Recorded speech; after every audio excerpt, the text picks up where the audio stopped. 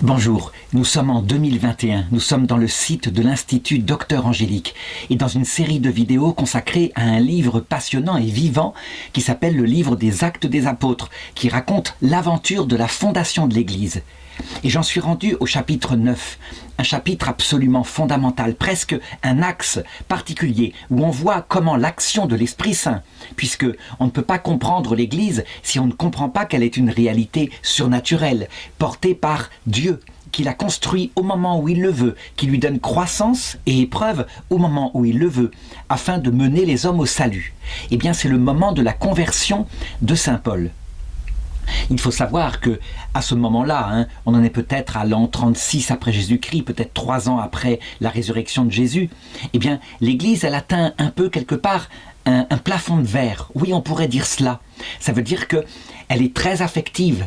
L'Esprit Saint vient dans les cœurs, des signes sont donnés, c'est quelque chose de fantastique. Elle en est sans doute un peu à la façon dont on se comporte maintenant.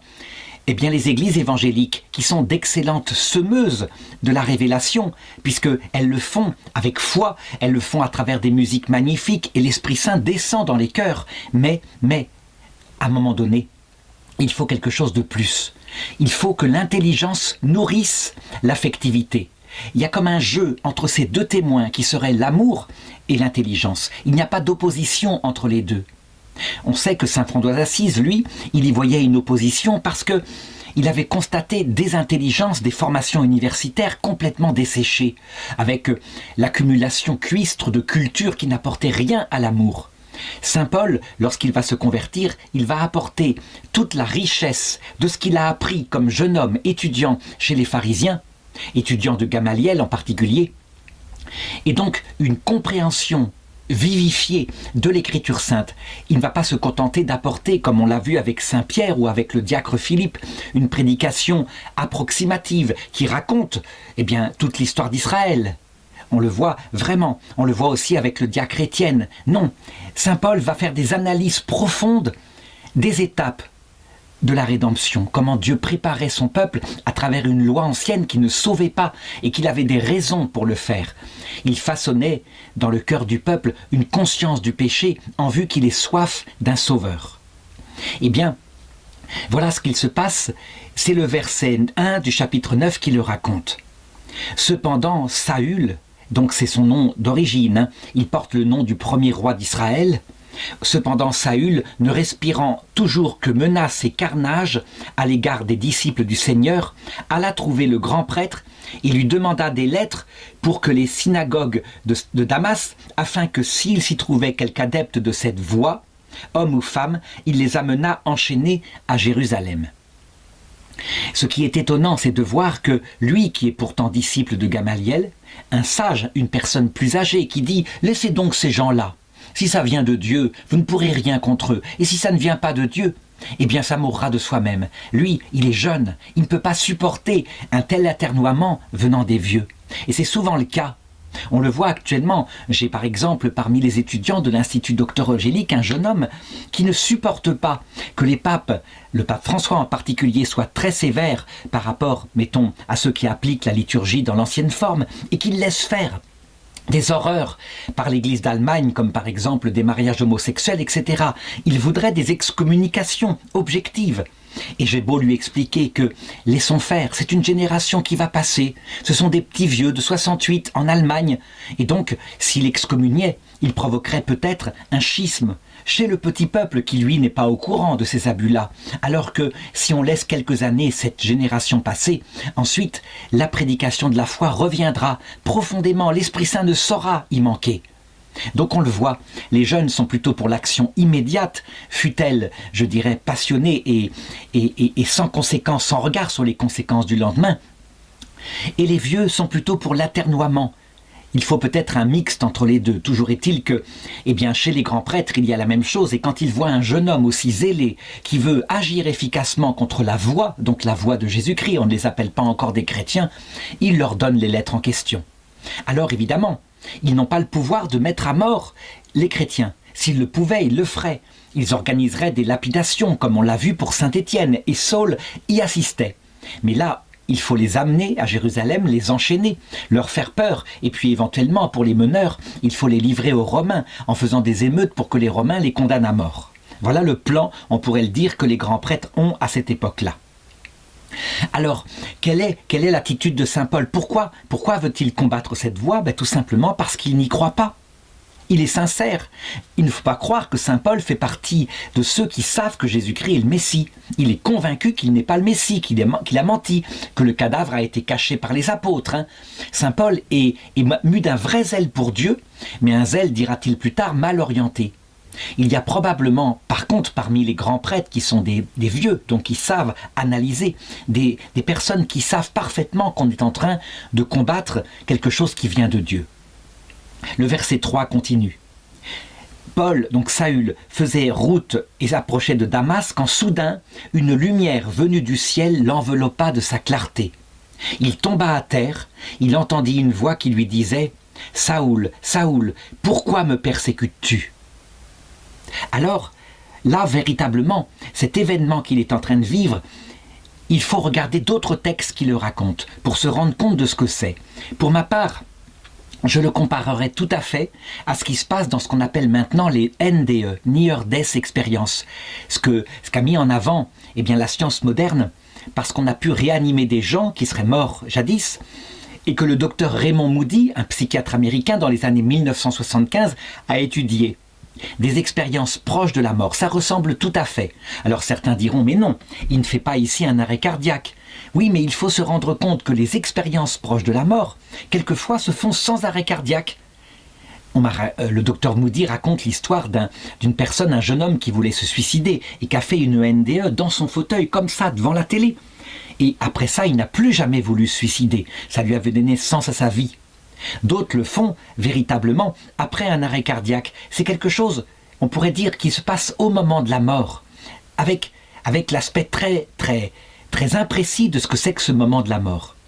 D'ailleurs, saint Paul le parle, il le raconte dans 2 Corinthiens chapitre 12, versets 1 à 3. Il dit ceci.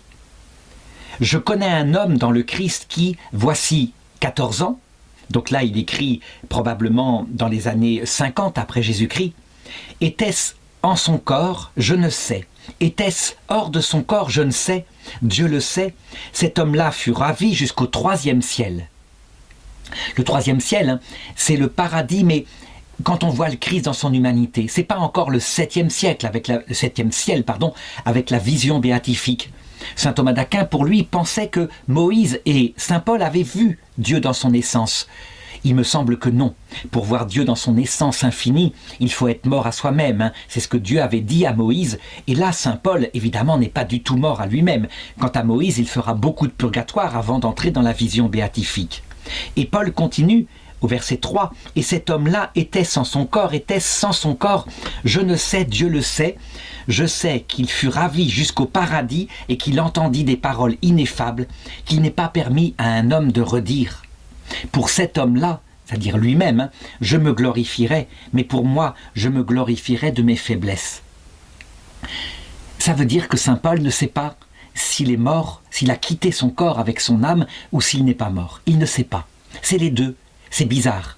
C'est donc un peu la même expérience que racontent les gens qui approchent la mort. Pour une raison très très précise, surtout quand on est comme saint Paul, quelqu'un qui a fait sans doute de la philosophie grecque, qui croit en la survie de l'âme après la mort. Il est à l'école des pharisiens, et les pharisiens ont gardé des Grecs l'existence de l'Hadès, l'immortalité de l'âme, ce que les Sadducéens n'ont pas gardé.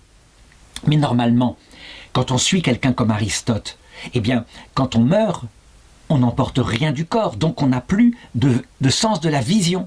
On ne voit plus, on n'entend plus, puisque le cerveau lui-même est en arrêt. Par contre, il sort une âme spirituelle et on a des visions intellectuelles, c'est-à-dire des compréhensions profondes des mystères. On se retrouve de l'autre côté, on pense, donc on est, comme dirait Descartes, mais pas plus que ça. Or, manifestement ici, saint Paul a vu des choses de ses yeux, il a entendu des voix de son oreille, et c'est quelque chose de bizarre. Pourtant, il sait bien qu'il était en dehors de son corps, donc, du coup, c'est complexe. L'analyse des NDE semble montrer qu'en réalité, dans l'homme, il y a 3 degrés de vie et que le mort emporte de l'autre côté 2 degrés de vie. Ça veut dire que le corps biologique tombe par terre Et vraiment, saint Paul est tombé de son cheval.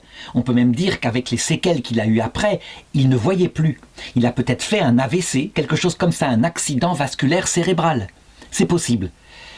En tout cas, il passe dans l'autre monde, enfin peut-être oui, à l'approche de l'autre monde, avec son âme spirituelle, donc son intelligence, sa volonté, et un espèce de corps psychique qui emporte avec lui toute sa vie sensible. Il voit, il entend, véritablement. C'est en fait ce qu'on trouve dans la philosophie des Égyptiens anciens. Ils disaient bien que la momie restait par terre et que le mort partait avec son bas et son ka, donc son corps sensible et son corps spirituel, si on pourrait parler comme ça. Donc 2 degrés de vie. En tout cas, la philosophie grecque est comme coincée par rapport à ça. Il faut dire que la théologie latine sera elle-même coincée. Saint Augustin, au début, qui entend parler de ses expériences proches de la mort, dans 2 endroits, il dit manifestement les morts emportent leur vie sensible. Ils voient, ils entendent. Et puis après, il se résoudra à se soumettre au bon sens du raisonnement philosophique grec en disant « ben non, les morts sont des purs esprits », ce qui sera ensuite répété par saint Thomas d'Aquin. Et il faut le XXe siècle pour se rendre compte que non, apparemment, ce sont les anciens Égyptiens qui avaient raison. En tout cas, on le voit, c'est une expérience bouleversante. Et alors, il entre dans un dialogue avec Jésus, un dialogue qui, si on peut le reconstituer avec les NDE, a peut-être duré 3-4 minutes en temps réel, tandis que les gens qui sont autour de lui, eh bien, sont effrayés, le voient par terre, mais qu'a dû lui paraître des heures. Ça veut dire qu'on entre dans une autre dimension du temps. Il y a globalement, pour l'être humain, 3 dimensions du temps.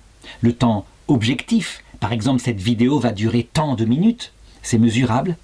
Il y a ensuite la durée psychologique intérieure. Si certains se passionnent pour la façon dont je parle, ça va leur paraître 10 minutes, ça passe très très vite. Et puis, il y a le temps qu'on appelle l'évom, le temps de la pensée.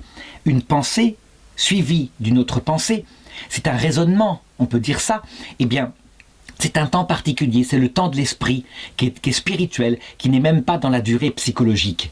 Là, en tout cas, il va vivre les choses comme ça. Et donc il dialogue. Tombant à terre, il entendit une voix qui lui disait « Saoul, Saoul, pourquoi me persécutes-tu » Donc il l'entend et en même temps il comprend.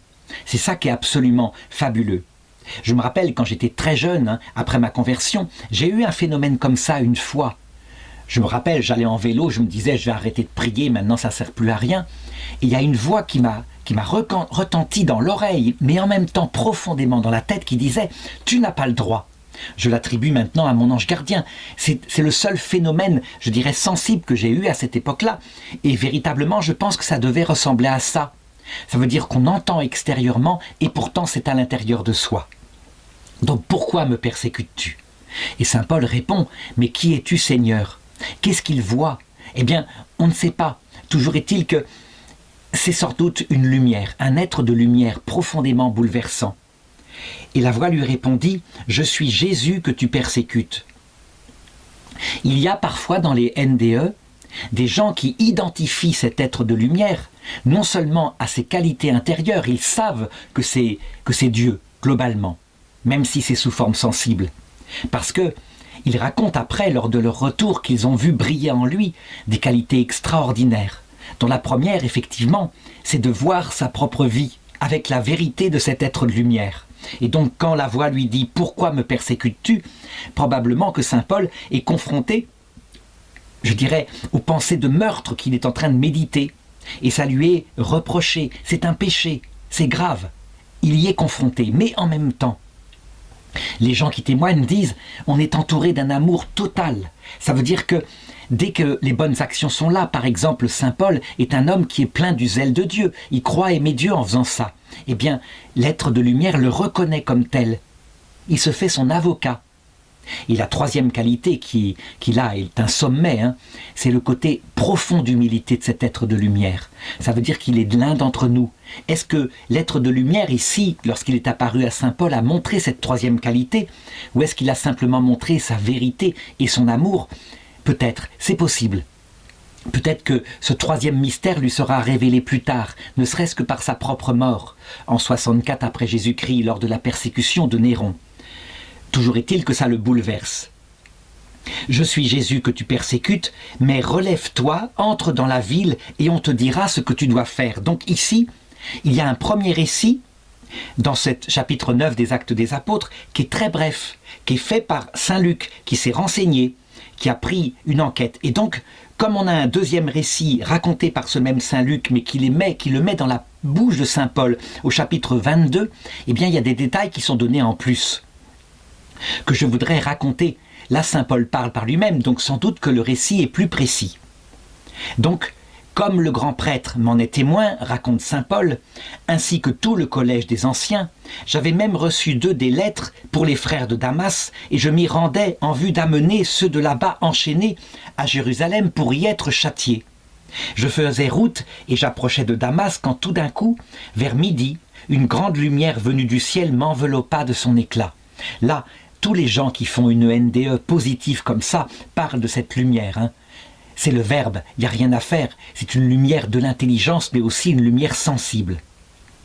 Je tombais sur le sol et j'entendis une voix qui me disait « Saoul, Saoul, pourquoi me persécutes-tu » Et je répondis « Qui es-tu, Seigneur » Il me dit alors « Je suis Jésus, le Nazaréen, que tu persécutes. » Ceux qui étaient avec moi virent bien la lumière, mais ils n'entendirent pas la voix de celui qui me parlait.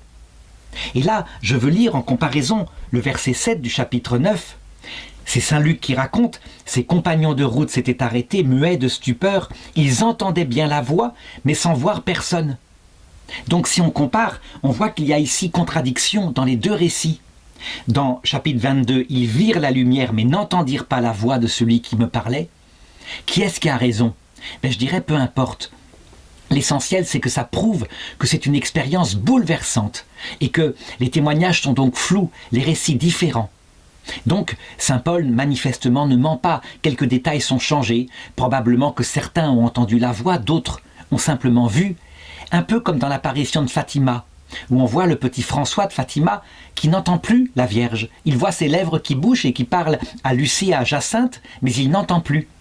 Peut-être que ça a un rapport avec les états de l'âme de ceux qui sont là, auditeurs. Donc c'est tout à fait cohérent avec ce qu'on voit par la suite de l'histoire de l'Église. Alors ensuite, dans le chapitre 22, eh bien, Saint Paul raconte le dialogue qui se prolonge avec Jésus.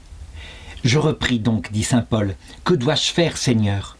Et le Seigneur me dit, « Relève-toi, va à Damas, là on te dira tout ce qu'il t'est prescrit de faire. » Mais comme je n'y voyais plus à cause de l'éclat de cette lumière, c'est conduit par la main de mes compagnons que j'arrivais à Damas. Dans le premier récit raconté par Saint Luc, au chapitre 9, verset 8, il est raconté aussi qu'il était aveugle. Saul se releva de terre, mais quoique ses yeux fussent ouverts, il ne voyait rien. On le conduisit donc par la main pour le faire entrer à Damas. 3 jours durant, il resta sans voir, ne mangeant et ne buvant rien. Donc il s'est passé quelque chose. Alors, au niveau santé, je l'ai dit, peut-être le reste d'un petit accident vasculaire cérébral, c'est possible, ça arrive très jeune. Mais en tout cas, d'un point de vue de la doctrine du salut, cela manifeste une chose. Saint Paul passe par une épreuve. D'abord, cette épreuve signifie qu'avant, il n'y voyait rien. C'est un peu l'image du judaïsme, dont il dira plus tard, il y a comme un voile qui est posé sur leurs yeux, on leur montre les textes et ils n'y comprennent rien. Ils nient le sens spirituel qui parle de Jésus des textes. Et c'est vrai. Les Juifs qui n'ont pas reçu cette expérience de la foi, qui est toujours un don de Dieu, ça il faut bien l'avoir dans la tête, même si Saint Paul, ça lui arrive par une apparition du Christ. Pour nous, en général, c'est par la venue de l'Esprit Saint qui met le cœur en feu. Donc c'est moins visible sensiblement, mais il est normal que pour celui qui devra évangéliser les nations, il y ait quelque chose, une expérience qui soit de la plus forte qu'on puisse imaginer. Donc il prenne ses sens, son imagination, son intelligence, sa mémoire.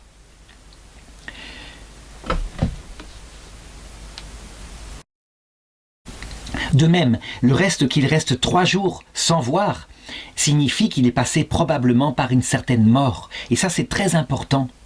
Parce que pour prêcher le Christ, il ne suffit pas d'avoir reçu la foi. Il faut avoir touché sa propre misère. 3 jours comme ça ressemble un peu au signe de Jonas dont parle Jésus, quand il dit à cette génération elle ne recevra que le signe de Jonas. De même que Jonas est resté 3 jours dans le ventre du poisson, de même le Fils de l'homme restera 3 jours dans le tombeau avant de ressusciter. Donc, en expérimentant là, sans manger, sans boire, sa propre misère, des angoisses, une remise en cause de tout ce qu'il est, probablement, eh bien, saint Paul est efficacement préparé, parce qu'on ne saurait prêcher le Christ sans avoir un peu d'humilité.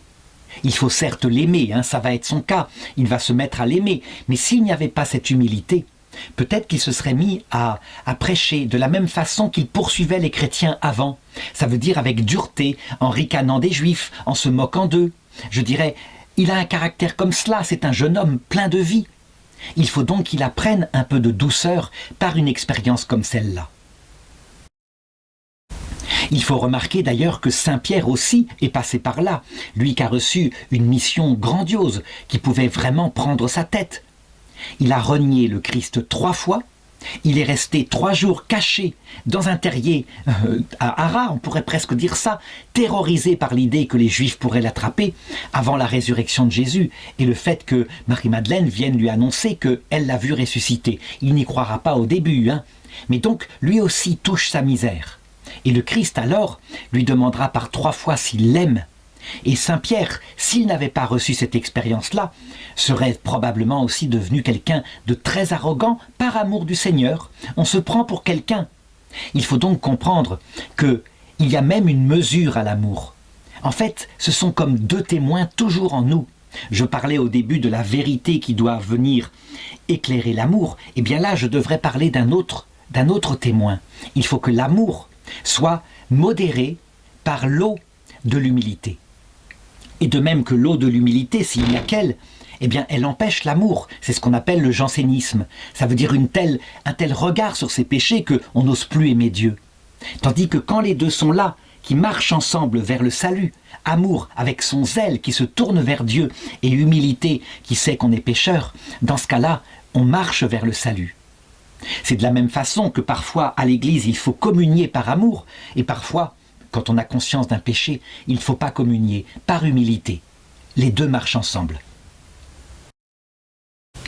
Alors à partir du verset 10, je voudrais maintenant raconter le rôle que le Seigneur veut que joue son Église militante. Ça veut dire les chrétiens qui sont là, sur terre, nous pauvres chrétiens.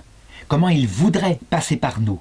Sauf que je voudrais montrer une chose, c'est que certains ont dit « il ne passera que par l'Église militante ». Et donc, si quelqu'un meurt sans avoir encore entendu parler de la foi, il sera damné. Ce n'est pas possible, bien sûr. Dieu ne tend pas des pièges comme ça. Il passe par l'Église militante, mais il passe aussi directement par lui-même. C'est lui qui est venu chercher saint Paul. De la même façon, un homme qui jamais n'aurait été évangélisé, eh bien, par lui-même, accompagné des saints et des anges, il leur apparaît à l'heure de la mort, comme ce qu'a vécu saint Paul. C'est une évidence, Il ne faut pas transformer les volontés de subsidiarité de Jésus, ça veut dire il fait qu'il se sert de nous, petits instruments fragiles, en un piège. Ça veut dire en une dureté qui serait « c'est comme si et ça ne sera pas autrement ». Donc, voilà ce qu'il se passe. Il y avait à Damas un disciple du nom d'Ananie. Le Seigneur l'appela dans une vision « Ananie ». Et celui-ci répondit « Seigneur, me voici ». « Pars, reprit le Seigneur, va dans la rue droite et demande dans la maison de Judas un nommé Saül de Tarse, car le voici qui prie et qui a vu un homme du nom d'Ananie entrer et lui imposer les mains pour lui rendre la vue. » Ananie répondit « Seigneur, j'ai entendu beaucoup de monde parler de cet homme et dire tout le mal qu'il a fait à tes saints à Jérusalem. » Donc, pourquoi est-ce que le Seigneur veut que ce soit ce pauvre Ananie qui est peut-être même pas prêtre, ou alors peut-être a-t-il été nommé prêtre parce qu'à cette époque-là, ça se fait à la bonne franquette comme ça, et qu'il doit lui imposer les mains. Lui imposer les mains, ça veut dire envoyer sur lui l'Esprit Saint par la médiation de cette imposition des mains qui est comme un sacramental. Peut-être un sacrement, si saint Paul a déjà été baptisé, et ça on le verra un peu par la suite. Eh bien, tout simplement parce que le Seigneur peut tout faire lui-même, mais qu'il aime passer par nous. Les protestants répondent « Mais non, il n'y a qu'un seul médiateur, c'est Jésus-Christ. » Ils ont raison, c'est Jésus-Christ qui a tout fait, qui à la croix est mort pour nous. Mais la première chose qu'il fait à la croix, c'est qu'il veut qu'une alliance se noue, et donc que quelqu'un, en notre nom, qui nous représente, réponde oui à l'acte d'amour qu'il fait vers l'humanité. Et ça, c'est le rôle absolument indispensable de la Vierge Marie, qui explique pourquoi elle est présente et qu'elle est Immaculée Conception. Parce qu'il fallait qu'elle soit lucide. Si l'alliance nouvelle est un mariage, alors il faut que l'épouse, son oui est indispensable et qu'il soit lucide et maîtrisé, ce qui est le cas de la Vierge Marie. Et bien de la même façon, le Seigneur qu'aurait pu faire tout lui-même, il passe par nous, pauvres pécheurs et apôtres, parce que, eh bien, il aime utiliser ceux qui sont pour le moment ses serviteurs, mais qui seront plus tard, au fur et à mesure de leur purification, ses amis intimes et ses collaborateurs au ciel. D'un point de vue symbolique maintenant, ce sacramental qu'Ananie va devoir répandre sur Saint Paul signifie que, une fois la conversion faite, pour tous ceux qui ont une conversion brutale aussi forte que ça, par la descente de l'Esprit Saint qui souvent, affectivement, vient brûler le cœur, qui quelquefois vient brûler l'intelligence, c'est-à-dire qu'on comprend la beauté du message chrétien. C'est plusieurs façons de faire. Eh bien, il faut passer effectivement par l'Église. Ça veut dire que ceux qui prétendent, comme les évangéliques, pas besoin de l'Église, j'ai ma foi, l'Esprit Saint et j'ai l'Écriture. Ceux-là, d'abord, ils se trompent, l'Écriture vient elle-même de l'Église, et d'autre part, très souvent, lorsqu'ils interprètent par eux-mêmes, simplement par eux-mêmes, en fait, ils interprètent à la lumière de ce qu'avait dit Martin Luther, c'est-à-dire une tradition particulière qui est en opposition à la tradition catholique et orthodoxe. Mais ils ont une tradition. D'ailleurs, il suffit de voir chez ceux qui disent « je n'ai aucune église, je suis disciple du Christ comme un évangélique ». Quand on les interroge sur qu'est-ce qui fait qu'on est sauvé, ils répondent « la foi seule suffit ». Et quand on leur montre certains textes où saint Paul dit « montre-moi ta... si j'avais la foi, une foi à renverser les montagnes, si je n'ai pas la charité, je ne suis rien », ils n'ont même pas vu ce texte, ce qui prouve qu'ils sont dans la tradition de Martin Luther. En ce qui concerne l'épître de Saint Jacques qui dit « montre-moi ta foi qui n'agit pas ». La foi sans les œuvres n'est rien. Ils n'ont même pas entendu parler de ce texte, comme d'ailleurs Luther considérait ce texte de Saint Jacques comme une épître de paille. Donc, il n'y a rien à faire. L'aide de l'Église est importante, le Seigneur le veut. Ensuite, on voit que Ananie, comme d'ailleurs beaucoup de chrétiens à cette époque-là, malgré leur grande ferveur, ne se livre pas au martyre. C'est vrai que les saints canonisés de cette époque-là sont souvent des martyrs, et pendant les 3 premiers siècles de l'Église, c'est le cas. Mais en réalité, je dirais la plupart des gens faisaient comme ça, ils fuyaient la possibilité d'un martyr, ils partaient dans la forêt, ils se cachaient le temps que par exemple un décret des empereurs les obligeait à offrir de l'encens à une statue d'idole, ou quelquefois ils offraient de l'encens en disant « Seigneur, pardon, tu sais que je t'aime », et comme ça ils préservaient leur famille. L'être humain est l'être humain. Et il y avait quelques personnes qui par contre ne cédaient en rien et donnaient leur vie pour le Christ. Donc Ananie est plutôt dans cette attitude-là. Et le Seigneur lui répond « Va, car cet homme est un instrument de choix pour porter mon nom devant les nations païennes, les rois et les Israélites. Moi-même, en effet, je lui montrerai tout ce qu'il lui faudra souffrir pour mon nom. » Cette parole du Seigneur est extrêmement riche et rejoint ici plusieurs points qui sont essentiels. D'abord, ce principe de subsidiarité. Le Seigneur peut convertir qui il le veut, quand il veut. Il est le Tout-Puissant. Il suffit qu'il apparaisse à chacun, comme il l'a fait à saint Paul, et alors il y a conversion. Il les emmène au 3e ciel et les gens reviendraient bouleversés. Deuxièmement, on le voit, il aime se servir d'instruments, mais il les choisit. Ce qui veut dire que quand l'Église entre dans des périodes de crise, où elle entre en décadence, elle perd sa foi, c'est probablement à comprendre à la lumière de ce que racontent les textes de l'Ancien Testament. Dieu permet, quand nous sommes dans l'abus par rapport à cette religion qui nous donne beaucoup de plaisir et beaucoup d'équilibre, il permet quelquefois que nous péchions selon notre orgueil, et il nous livre à notre péché pour nous faire connaître un temps de désert. C'est probablement ce qui s'est passé depuis, par exemple, mai 68. Et le Concile Vatican II, vraiment, on a cru qu'il allait renouveler tout de l'intérieur, parce que ce concile, véritablement, donnait une logique plus grande à la foi, en démontrant que le Christ prêcherait le salut, proposerait son salut à tout homme. C'était logique, c'était cohérent avec ce qu'il nous a montré à la croix. Eh bien, au contraire, Tout a semblé mourir en Occident. Et pourquoi? Eh bien simplement parce que l'Esprit Saint fait ce qu'il veut. C'est lui qui donne la croissance. Quand il veut par exemple encourager une église qui est très humble.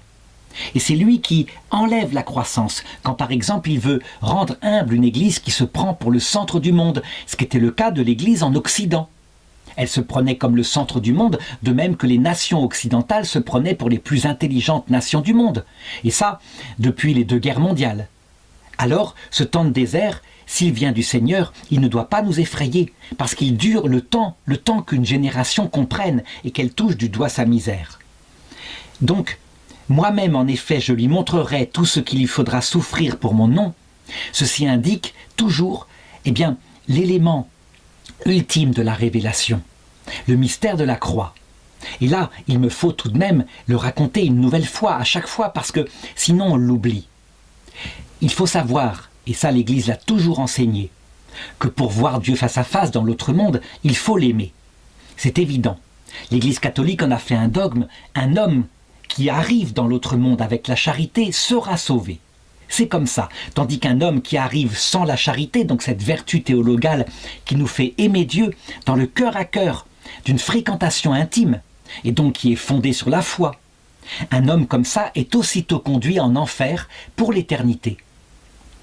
L'Église n'a jamais défini la mort, et ici, on a probablement sa définition. Elle est un passage entre ce monde et l'autre, et on y voit le Christ. On entre au 3e ciel, dans le passage de la mort. Si évidemment, après ce passage, on a refusé le Christ, c'est un péché contre l'Esprit Saint. On n'a aucune excuse. Saint Paul, qui lui, eh bien, a vu cela. Il est évident que comme son cœur était droit devant Dieu, il a choisi le Christ, et jamais il ne l'a abandonné. Donc la charité est nécessaire, mais il y a un autre mystère qui s'ajoute et qui explique que certains, après cette rencontre avec le Christ, ont encore à faire un temps de purgatoire. Personne ne peut voir Dieu sans mourir à soi-même. Cette condition-là est ultime. Elle avait été expliquée déjà à Moïse, dans l'Ancien Testament, dans le livre de l'Exode. Pourquoi? Parce que Dieu, le Tout-Puissant, lui si humble, lui dont j'ai parlé tout à l'heure avec les 3 qualités de cœur qui apparaissent lorsqu'il vient nous chercher, sous la forme de Jésus-Christ à l'heure de notre mort. Eh bien, dans son essence divine, ce Dieu-là, si on le voyait comme ça, avec un peu d'orgueil, de fierté, de certitude qu'on est quelqu'un, on ne supporterait pas. Il faut vraiment s'en rendre compte. C'est comme si un poulet, fier que nous sommes, fier d'avoir fait quelques petites choses de bien dans la vie, arrivait devant le Tout-Puissant, qui est plus humble que lui.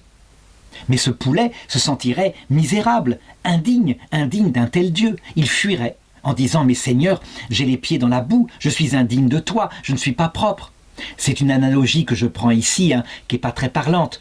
Si je voulais en donner une plus belle, je dirais, c'est comme si un homme normal, un jeune homme, qui est, je dirais, avec des pensées impures, qui regarde un peu les filles comme ça, mais pas de manière très nette, tombait amoureux d'une jeune fille, particulièrement belle, c'est vrai, mais que tout d'un coup, une malédiction tombait sur lui et qu'il voyait son âme, et qu'il voyait une âme limpide, l'âme totalement pure de la Vierge Marie.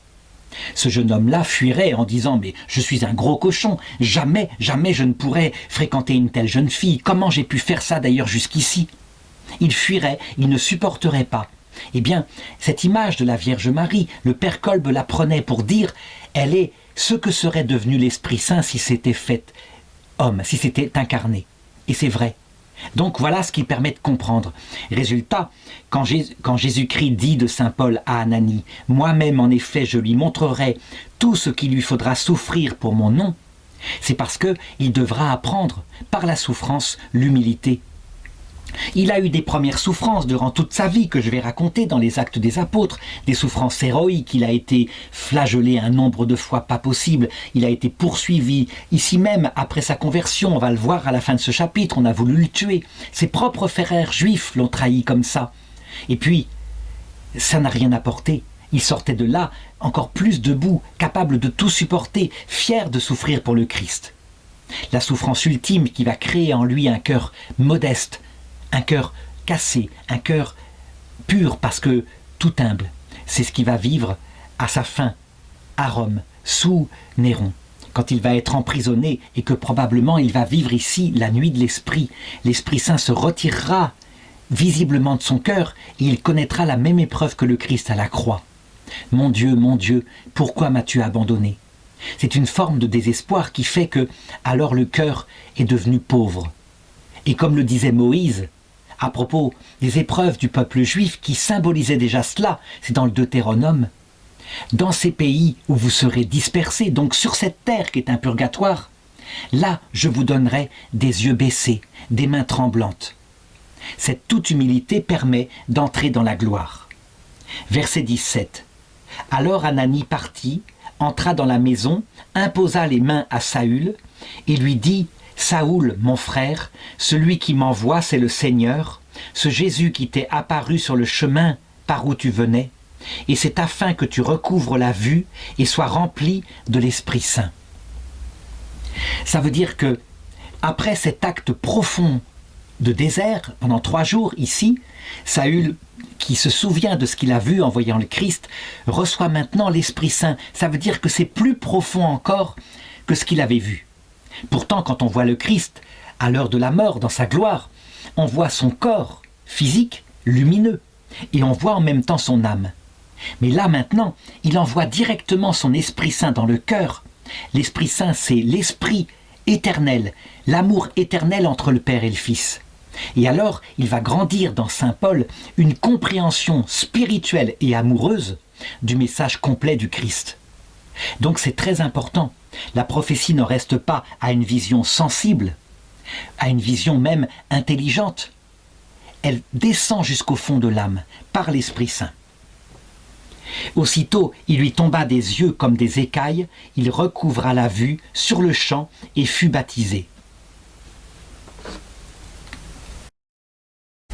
Alors on a, de la bouche même de saint Paul, le récit de ce moment.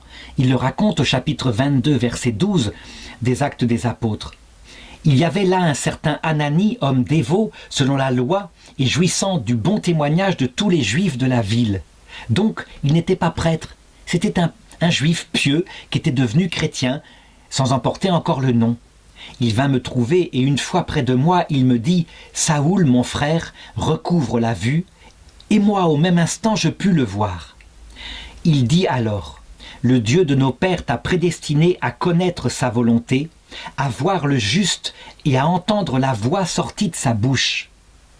Donc, comme le dira plus tard saint Thomas d'Aquin, il faut qu'il connaisse d'un seul coup, par l'Esprit Saint, la totalité de la volonté de Dieu, que sa culture soit mise au service de cela afin qu'il puisse annoncer pleinement l'Évangile. Et le verset 15 du chapitre 22 continue « Car pour lui tu dois être un témoin devant tous les hommes de ce que tu as vu et entendu. Pourquoi tarder encore? Allons, reçois le baptême et purifie-toi de tes péchés en invoquant son nom. » Alors ici, je voudrais faire remarquer une chose. Donc le baptême d'eau, au nom du Père et du Fils et du Saint-Esprit, vient à la fin, alors qu'il a déjà reçu la foi, l'Esprit Saint, et donc ce qu'on appelle la réalité du baptême, la res, dira saint Thomas d'Aquin. En effet, dans le baptême, on doit distinguer plusieurs choses. Il y a le signe sensible, c'est de l'eau versée. Il y a la signification du baptême, c'est la parole prononcée. Je te baptise au nom du Père et du Fils et du Saint-Esprit. Et puis il y a la réalité, qui est non seulement signifiée, mais qui vient se réaliser dans l'esprit de celui qui reçoit le baptême. Et c'est la venue du Saint-Esprit qui habite dans le cœur. Saint Paul, adulte, donc là, arrive en ayant déjà reçu la réalité du baptême, puisque l'Esprit Saint est venu avant, et qu'il a vu le Christ avant. Eh bien c'est le cas. Très souvent, les adultes arrivent au baptême déjà baptisés dans la réalité. Et voilà pourquoi l'Église, dans sa pastorale actuelle, quand quelqu'un demande le baptême, elle le fait attendre 2 ans, où il se forme d'abord avec l'Église, il connaît la théologie, et ensuite, il reçoit le sacrement. Donc l'Église n'est pas effrayée par cette attente-là, puisque la réalité profonde de l'Esprit Saint est déjà là, et qu'on va profiter des années de catéchuménat pour former l'intelligence, comme ça va être le cas pour saint Paul, mais par la suite, donc dans un ordre pastoral inversé à son époque. Alors il faut reconnaître, et le pape François le montre, que dans certains cas, il faut être capable d'avoir cette même spontanéité qu'a eu ici, eh bien, Ananie. Ça veut dire que dans certains cas, il faut être capable de baptiser avant d'attendre les 2 ans. Je me rappelle par exemple, étant professeur de religion en France, une jeune fille musulmane avait demandé le baptême, mais c'était tout à fait pratique de le faire dans l'année scolaire, puisque après, eh bien, on ne se verrait plus. Il n'y aurait pas ce côté-là, être dans une école catholique. Et donc, j'avais obtenu qu'un prêtre vienne la baptiser et même la confirmer avec l'autorisation de l'évêque dans les 6 mois, puisqu'elle avait fait cette demande 6 mois avant la fin de sa terminale. Donc voilà, très grande souplesse, il ne faut surtout pas durcir les choses. Alors je continue, verset 19. Puis Saül prit de la nourriture et les forces lui revinrent. Il passa quelques jours avec les disciples à Damas. Et aussitôt il se mit à prêcher Jésus dans les synagogues, proclamant qu'il est le Fils de Dieu. Il faut comprendre, les forces lui revinrent, ça veut dire que peu à peu sa foi se fortifie. Mais avant même qu'elle soit pleinement mûrie, parce qu'il va falloir qu'il étudie, il faudra du temps pour qu'il comprenne, eh bien avant même il se met à prêcher. Ce qui veut dire que, on peut dire la perfection de la prédication se fait dès le départ. Sauf que la prédication des jeunes convertis, elle est dans un enthousiasme d'amour, un peu comme un jeune fiancé qui vient de rencontrer sa fiancée. La prédication plus tardive, lorsque les choses se seront pacifiées dans l'intelligence et le cœur de Saül, qui deviendra d'ailleurs Saint Paul, elle est plus intellectuelle, elle analyse les choses, elle met en ordre les choses, comme il le faut pour nourrir l'intelligence des croyants. Alors justement, je voudrais m'arrêter ici pour faire une remarque. Les églises évangéliques ont beaucoup de succès parce qu'au moins elles ont gardé Jésus-Christ, et elles prêchent la vie après la mort. Eh bien, malgré tout, en se coupant de toute la tradition apostolique de 2000 ans d'histoire de l'Église, eh bien, c'est comme si elles restaient toujours ce qu'est Saint Paul dans ce moment-là. Elles deviennent des semeurs de vérité, mais dès qu'arrive l'épreuve, en particulier la croix, les pasteurs évangéliques qui n'ont pas la possibilité de comprendre pourquoi elle est envoyée, eh bien, expliquent souvent à leurs fidèles, c'est sans doute parce que vous manquez de foi. Si tu avais la foi, tu ne souffrirais pas. D'ailleurs, la preuve, c'est que quand on a la foi, il vient aussi la prospérité matérielle. On le comprend, c'est un discours, évidemment, extrêmement primitif, un discours de tout début, mais qui, quand l'épreuve vient et qu'elle s'abat à son tour sur ces pasteurs-là, ils n'ont pas la capacité de répondre, sauf si ils commencent à écouter les enseignements que, au cours de son histoire, l'Église donne sur l'épreuve, qui vient affiner l'amour, le purifier, faire que peu à peu on n'aime plus seulement parce qu'on a le plaisir de la présence du Saint-Esprit, mais on aime pour Jésus-Christ lui-même. Qu'il peut même y avoir des épreuves comme la nuit de l'Esprit, où on ne comprend plus rien à ce que nous veut Dieu. Et alors, si on l'aime au-delà de l'utilité qu'il apporte, on meurt à soi-même. On aime sans compter sur son propre bonheur. Donc, il ne faut jamais se couper de la tradition de l'Église, de l'apprentissage des anciens. C'est une absurdité. Comme le dit le proverbe, l'homme sage écoute la parole des anciens. Le verset 21 continue. Tous ceux qui l'entendaient étaient stupéfaits et disaient « N'est-ce pas là celui qui, à Jérusalem, s'acharnait sur ceux qui invoquaient ce nom ? Et n'est-il pas venu ici exprès pour les amener enchaînés au grand prêtre ?» Il faut remarquer que dans une partie de la synagogue, les grands prêtres ont commencé à donner des anticorps pour empêcher les conversions de juifs. Et donc, ils ne prononcent même pas le nom de Jésus. Ils parlent du nom, de ce nom, comme si c'était un nom maudit. D'ailleurs, il a été crucifié. Et c'est ainsi que, peu à peu, la réaction du Sanhédrin s'est faite et les conversions du peuple juif vont être de moins en moins fréquentes.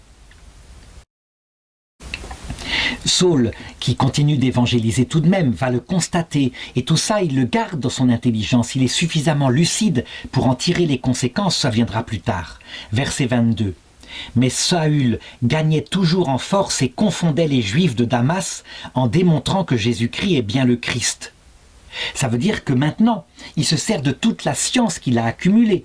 Il connaît les prophéties, sauf que lui, il les interprète certainement. C'est-à-dire que, par exemple, il va prendre l'histoire de la sortie d'Égypte, comment le peuple hébreu est entré dans la terre de Canaan porté par Josué.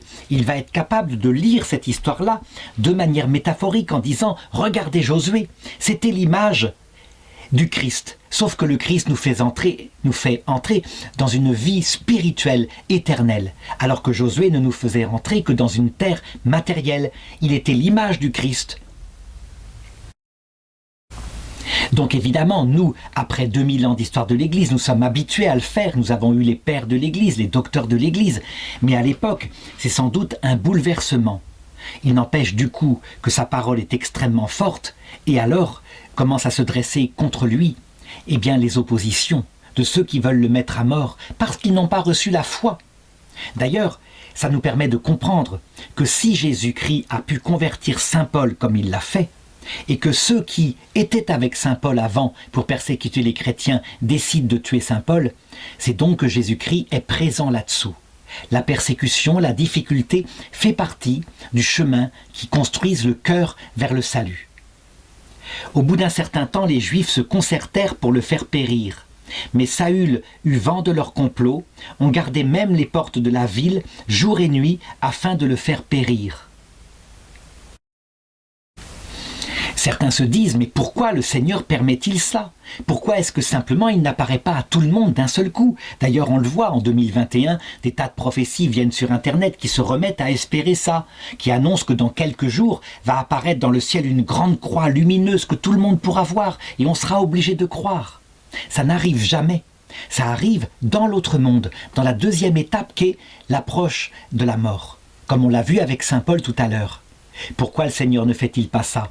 Eh bien parce que, en réalité, il le voit même dans Saint Paul. Saint Paul, lui, il est brillant, il écrabouille par son intellect rapide les Juifs qui discutent avec lui. Et donc, il est en train de reprendre du poil de la bête et de s'enorgueillir de nouveau. En même temps, c'est très bien, il annonce l'Évangile. Mais si Saint Paul doit être sauvé, il faut qu'il apprenne l'humilité. Et donc, le succès de l'Église doit se faire, mais pas d'un seul coup, brutalement. Sinon, il se passerait les mêmes choses qu'on a vues par exemple dans le succès de l'islam, au tout début. L'islam a conquis la moitié de l'empire romain d'Orient. En quelques années, les cavaliers arabes l'ont fait. Et résultat, eh bien, forcément, parce que l'homme est homme, ils se sont pris pour le centre du monde. Et ça a abouti à quoi? Ils se sont mis à s'entre-massacrer. Il n'y a pratiquement aucun des premiers successeurs de Mohammed qui a survécu, qui est mort dans son lit. C'est comme cela. L'être humain est comme cela. Il développe quand il a trop de succès de l'orgueil et donc Jésus-Christ mesure exactement le succès de Saint Paul pour que Saint Paul ne devienne pas orgueilleux. Et au verset 25, on voit que Saint Paul va vivre ici eh bien, la première de ses aventures multiples. Alors les disciples prirent de nuit et le descendirent dans une corbeille le long de la muraille. Ça rappelle d'ailleurs ce qui était arrivé à ceux qu'avait envoyé Josué pour espionner la ville de Jéricho. C'est à peu près la même chose. On les sort par les murailles parce que des maisons sont construites sur les murailles. Arrivé à Jérusalem, Saül essayait de se joindre aux disciples, mais tous en avaient peur, ne croyant pas qu'il fût vraiment disciple.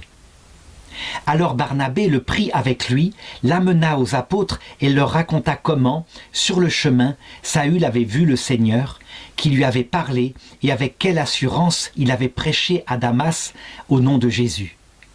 Dès lors, il allait et venait avec eux dans Jérusalem, prêchant avec assurance au nom du Seigneur.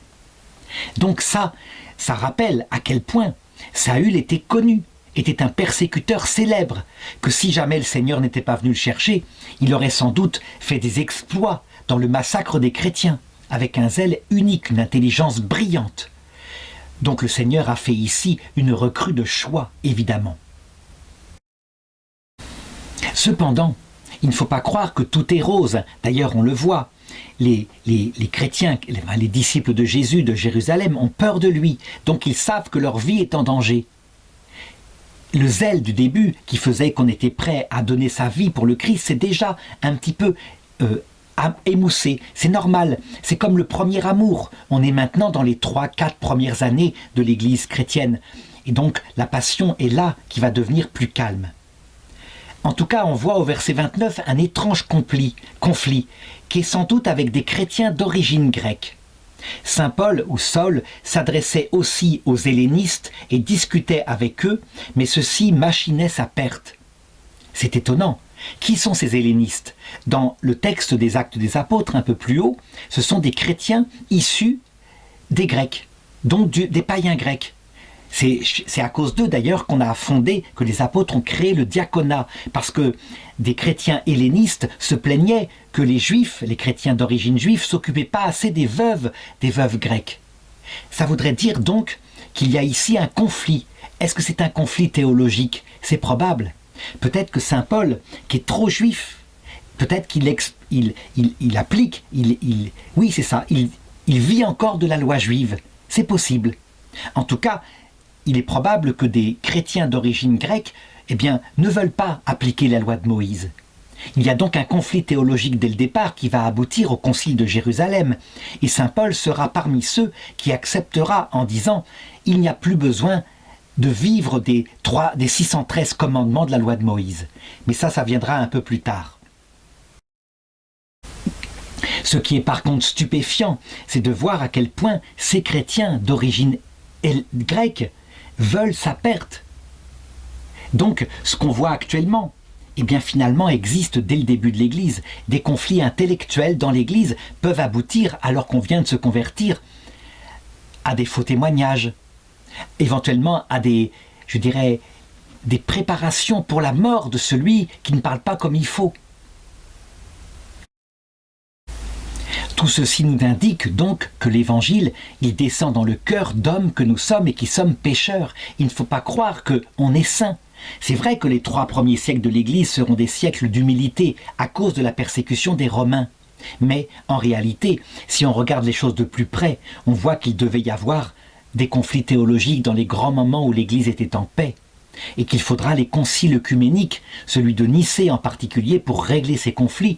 Et ça se faisait parfois avec des manœuvres dilatoires, des manœuvres pas dignes de chrétiens. En tout cas, le verset 30 continue, « L'ayant su, les frères le ramenèrent à Césarée, d'où ils le firent partir pour Tarse. Cependant, les églises jouissaient de la paix dans toute la Judée, la Galilée et la Samarie.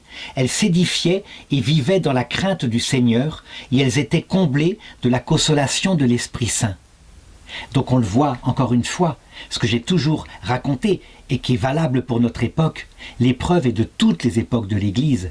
L'épreuve qui vient augmenter l'humilité, parce que quand le succès est là, comme le raconte le verset 31, l'amour certes augmente, mais avec de l'orgueil. L'être humain ne changera pas. Ceci nous permet de comprendre d'ailleurs ce que l'Église conclura à la fin du XXe siècle. L'idée que sur terre, ici-bas, on pourrait créer un paradis chrétien, cette idée qui va présider par exemple au Moyen-Âge à l'époque de Saint Louis. L'idée que les Juifs se convertiraient, que tout le monde serait catholique et que donc ce serait le paradis, que le Christ reviendrait, cette idée est absurde. Elle ne marche pas. Sur terre, Dieu nous livre aux conséquences du péché originel, il nous les laisse en nous, parce que sinon, nous créerions une tour de Babel.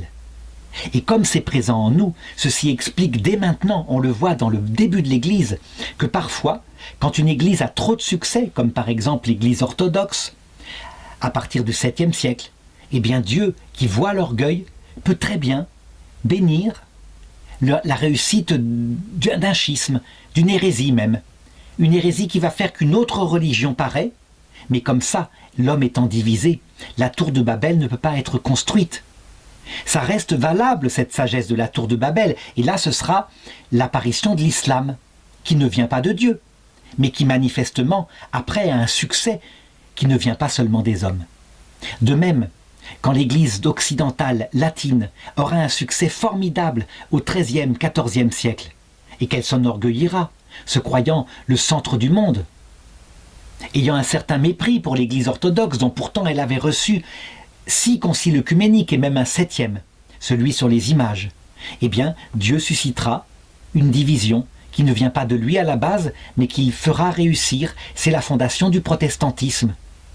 Dieu préfère sans doute une église divisée mais humble qu'une église unifiée mais qui se prend pour le centre du monde. Eh bien, on a les prémices de cela à ce moment-là, dès les Actes des Apôtres.